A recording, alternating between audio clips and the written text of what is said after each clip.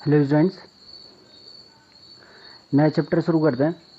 और नया चैप्टर है हमारे पास एमीन्स। ठीक है, इम्पोर्टेंट चैप्टर है।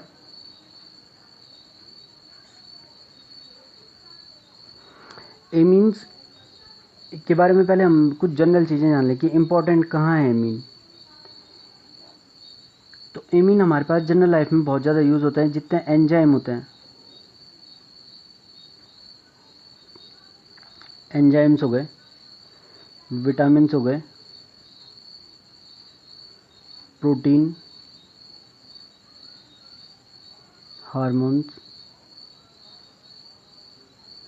ठीक है। तो बहुत सारी चीज़ें किससे मिलकर बनती हैं? एमीन से बनी होती हैं। इन सब के सब क्या करते हैं? एमीन्स रखते हैं इनमें। और ड्रग्स हो गई, दवाइयाँ जो होती हैं, ठीक है। पॉलीमर्स हम पढ़ेंगे, कई पॉलीमर्स एमीन्स कंटेन करते हैं। डाई हो गई, जितनी भी डाइज होती हैं, डाइज मतलब वो कलर होता है ना, जो परमानेंट कलर होता है उसे डाई बोल, ठीक हो गया। तो यहाँ बहुत ज़्यादा यूज़ होते हैं एमीन्स, ठीक है। और एक तो हमने पढ़ाई है डाइएजोनियम सॉल्ट,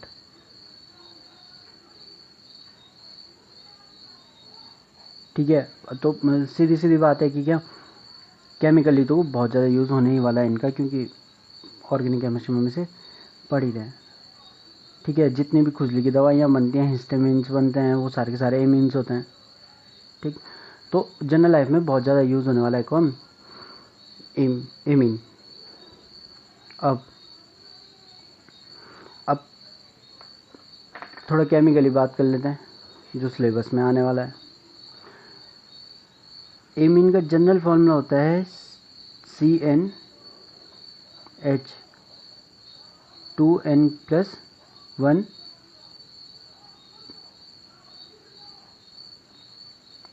N,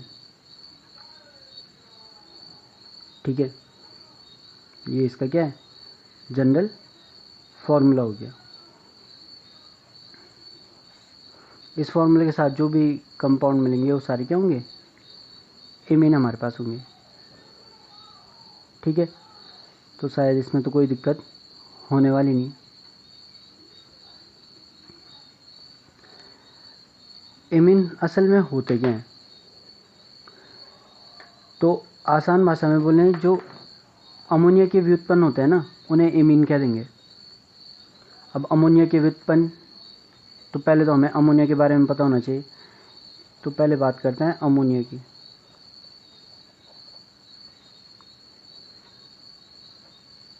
अभी कैसे अमोनिया बनती है उसके बारे में हम बात नहीं करेंगे, अभी खाली हम इसका स्ट्रक्चर देखेंगे और इसकी थोड़ी बहुत प्रॉपर्टीज़ देखेंगे जो यहाँ आगे काम आने वाली है।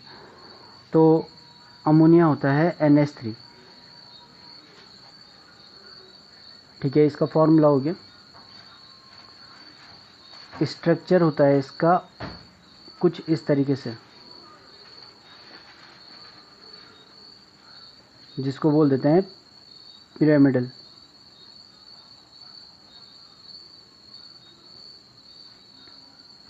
ठीक। और हमें क्या दिख रहा है यहाँ पे कि 3 हाइड्रोजन तो जुड़े हुए हैं सिंगल बॉन्ड से, एक यहाँ पे एक लोन पेयर है। इसका आप लुईस स्ट्रक्चर बनाएंगे तो खुद जान जाएंगे कि इसके पास एक क्या होता है? लोन पेयर होता है। इस लोन पेयर के कारण इसके पास आती है basic property. Basic property due to presence of lone pair,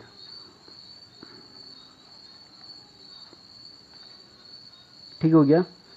कि क्या, क्योंकि इसके पास एक लोन पेयर होता है तो इसके पास आती है बेसिक प्रॉपर्टी। अब ये बेसिक प्रॉपर्टी क्यों होती है? क्योंकि ये इस लोन पेयर को डोनेट कर सकता है, ठीक है।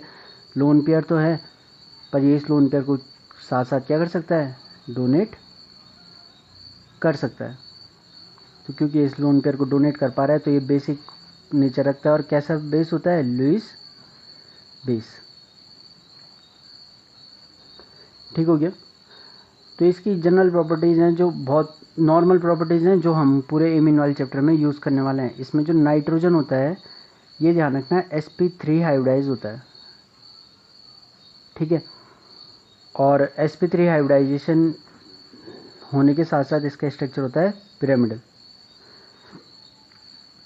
ठीक, जो इमीन्स होते हैं वो अमोनिया से बनते हैं। तो जैसे हमारे पास अमोनिया का एक मॉलिक्यूल है NH3, इससे हम क्या करें, एक हाइड्रोजन को हटा दें और इसकी जगह जोड़ दें एक एल्काइल ग्रुप। एक हाइड्रोजन हटा दिया और उसकी जगह जोड़ दिया एक एल्काइल ग्रुप, तो ये बनाएगा कुछ इस तरीके से कंपाउंड RNH2।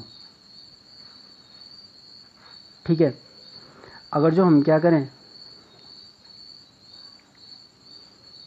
यहाँ पे 2 एल्काइल ग्रुप जोड़ दें और 2 हाइड्रोजन हटा दें, तो ये बनाएगा R2NH। ठीक है, R2NH का अर्थ क्या हो गया, RNHR। जैसे यहाँ है ना, यहाँ हाइड्रोजन की जगह पे R जोड़ दिया, यहाँ पे R जोड़ दिया। R मतलब एल्काइल ग्रुप, ये ध्यान रखना, R एल्काइल ग्रुप है या एराइल ग्रुप भी हो सकता है कोई। एराइल के लिए तो मैं AR लिखूंगा। ठीक है, तो एल्काइल या एराइल ग्रुप यहाँ पे हो सकते हैं R की जगह पे। एल्काइल ग्रुप होते हैं हमारे पास CH3CH2। ठीक है, इसी टाइप से जो एल्काइल ओपन चेन होती है या क्लोज चेन भी होगी, वो क्या होते हैं, एल्काइल ग्रुप हो जाते हैं। और एराइल ग्रुप क्या हो गया, जो बेंजीन रखता है अपने पास नॉर्मल।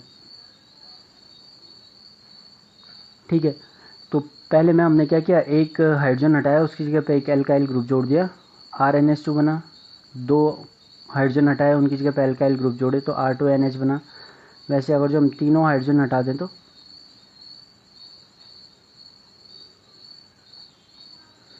R3N ये बना देगा। R3N मतलब हमने तीनों हाइड्रोजन हटा दिए।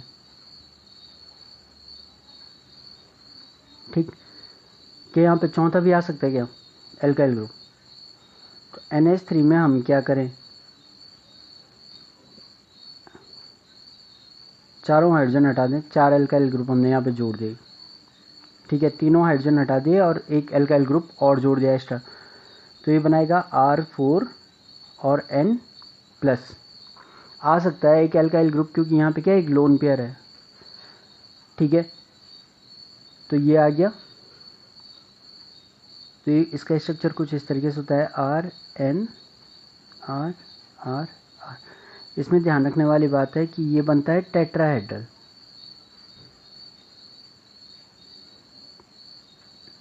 और इस पे चार्ज है कौन सा, पॉजिटिव चार्ज। तो NH3 को हमने पहले भी एल्काइल हैलाइड में देखा होगा, हमने इसे एज ए न्यूक्लियोफाइल माना था।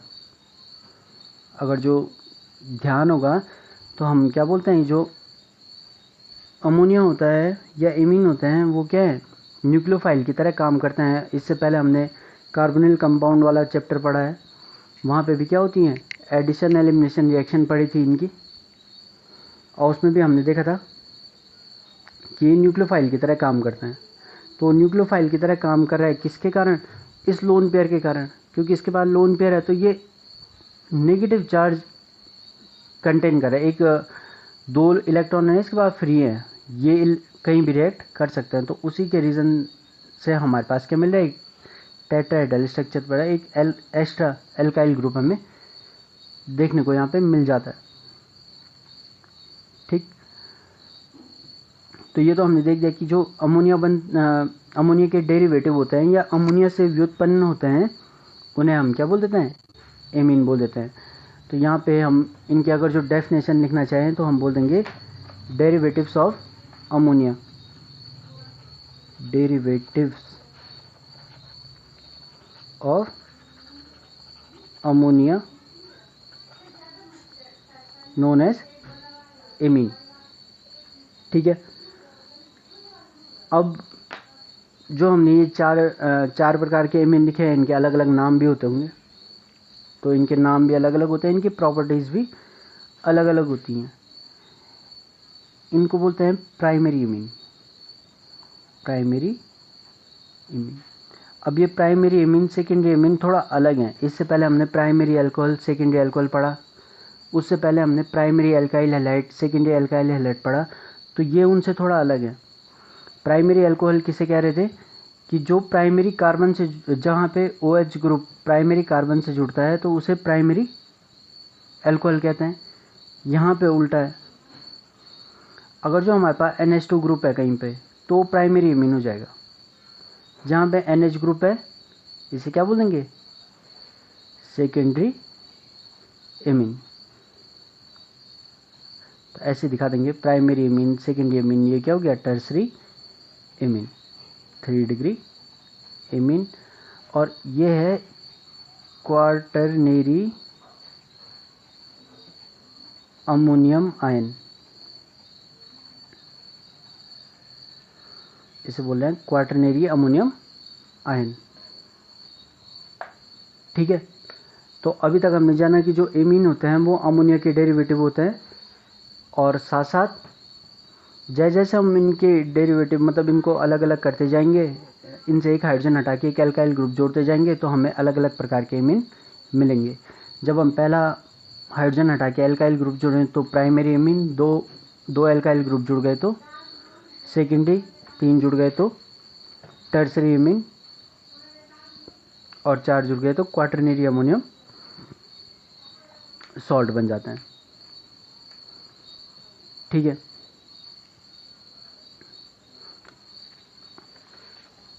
अब थोड़ा बात कर लेते हैं इनके स्ट्रक्चर की।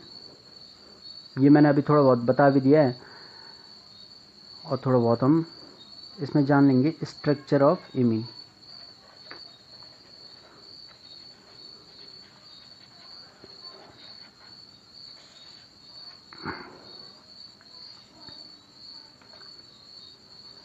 तो अभी हमने देखा है कि जो एमीन होता है उसमें एक नाइट्रोजन ग्रुप, नाइट्रोजन होता है। एमीन्स कंटेन नाइट्रोजन, ठीक है, और नाइट्रोजन की वैलेंसी होती है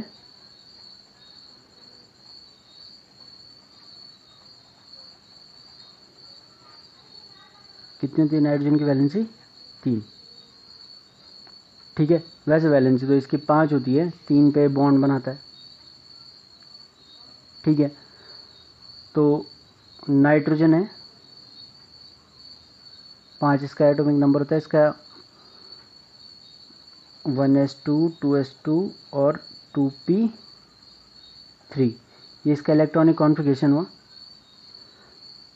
ऑर्बिटल डायग्राम बनाए तो ये दो 2s2 वाले आ गए, और ये एक एक लोन पेयर, एक एक अनपेयर्ड इलेक्ट्रॉन p में भर रहता है। ठीक है, तो ट्राईवैलेंट क्यों बोल रहे हैं ऐसे, क्योंकि बॉन्डिंग जो होती है वो खाली इन 3 पे होती है, क्योंकि ये तो पेयर्ड है, ये कहीं रिएक्शन नहीं देगा। ठीक है, तो जैसे इसका एक डेरिवेटिव मुझे बनाना है, अमोनिया की बात अभी हमने थोड़ी देर पहले की थी, NH3 बनाना है तो हाइड्रोजन कहाँ करेगा बॉन्डिंग, इन्हीं ऑर्बिटल्स में अपने इलेक्ट्रॉन डोनेट करेगा। इनके साथ शेयरिंग होगी इलेक्ट्रॉन की, 1 नाइट्रोजन 2 नाइट्रोजन और 3 नाइट्रोजन। तो आगे मिला हमें NH H। ठीक है, 3 नाइट्रोजन ये जुड़ गए हैं अलग अलग डायरेक्शन में। ठीक है, तो PX PY PZ होता है ना ये 3 ऑर्बिटल, PX PY PZ। तो तीनों अलग अलग एक्सिस पे X Y और Z, या इसे चलो इसे Z मानते हैं, इसे Y मानते हैं, X Y और Z एक्सिस हो गया। तो एक ऑर्बिटल यहाँ होगा, एक ऑर्बिटल यहाँ, एक ऑर्बिटल ये, तो 3 अलग अलग दिशाओं में हमारे पास क्या हो गए, बॉन्डिंग हो गई।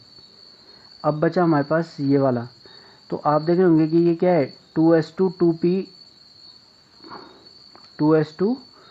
2p3 में है, मतलब ये दूसरी सेल चल रही है हमारे पास, तो लोन पेयर कहीं ना कहीं काउंट होने वाला है यहाँ पे। ठीक है, वैलेंसी है तो लास्ट सेल ना उसकी दूसरी वाली, तो लास्ट सेल में जो ये लोन पेयर है उसको हम इस तरीके से दिखा देते हैं। ठीक है, अब चाहे हम इसका डेरिवेटिव बनाएं, कोई एल्काइल ग्रुप इसमें जोड़ दें, मैंने बोल दिया CH3 NH2। ठीक है, तो इसका स्ट्रक्चर ऐसा आएगा, CH3 NH2 का स्ट्रक्चर कुछ इस तरीके से आएगा। ठीक है, तो जो प्रॉपर्टी इसकी थी वो प्रॉपर्टी इसकी रहने वाली है, ठीक है। इसमें क्या रहेगा, हाइब्रिडाइजेशन sp3, जैसे किसमें था, अमोनिया में था। और सेम क्योंकि लोन पेयर इसमें प्रेजेंट, तो due to presence of lone pair, presence of lone pair. अब देखो एक लोन पेयर अगर जो प्रेजेंट है तो उसके कारण कितने सारे चेंजेस आते हैं। यहाँ पे sp3 हाइब्रिडाइजेशन है। sp3 हाइब्रिडाइजेशन का जो ओरिजिनल स्ट्रक्चर होता है वो होता है टेट्राहेड्रल। वैलेंस बॉन्ड थ्योरी में 11 में पढ़ा होगा कि जब क्या होता है sp3 हाइब्रिडाइजेशन होगा तो स्ट्रक्चर क्या आएगा, टेट्राहेड्रल आएगा। और इसमें क्या होनी चाहिए, टेट्राहेड्रल स्ट्रक्चर कब आता है, जब सारे बॉन्ड पेयर हमारे पास हो, ठीक है। जैसे हमारे पास क्या होता है CH4 होता है, कार्बन की वैलेंसी 4 होती है, तो कार्बन क्या करेगा, ये चारों क्या करेगा, बॉन्ड पेयर बनाएगा, 1 2 3 और 4, ठीक हो गया। इसने चारों बॉन्ड पेयर बनाए तो इसका स्ट्रक्चर बोल देते हैं हम कि ये स्ट्रक्चर क्या होगा, ये टेट्राहेड्रल स्ट्रक्चर बनाएगा। अब क्या हुआ कि यहाँ पे 3 तो बॉन्ड पेयर हैं और एक लोन पेयर है, तो इस लोन पेयर के कारण क्या हो जाता है, इसका बॉन्ड एंगल घट जाता है। Due to presence of lone pair bond angle is less than 109 degree 5 minute, 109 degree 5 minute से कम होता है, ठीक है। और इसी के कारण क्या हो जाएगा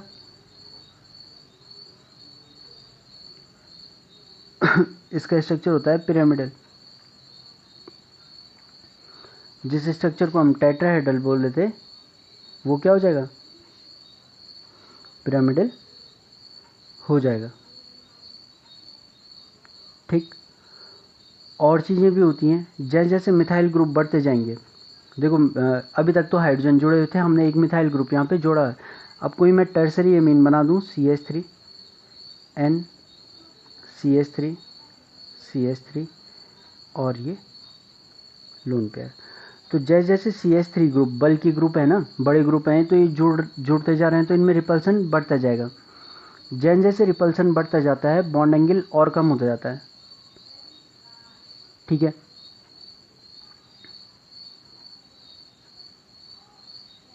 ऐसे लिख सकते हैं, बल्कि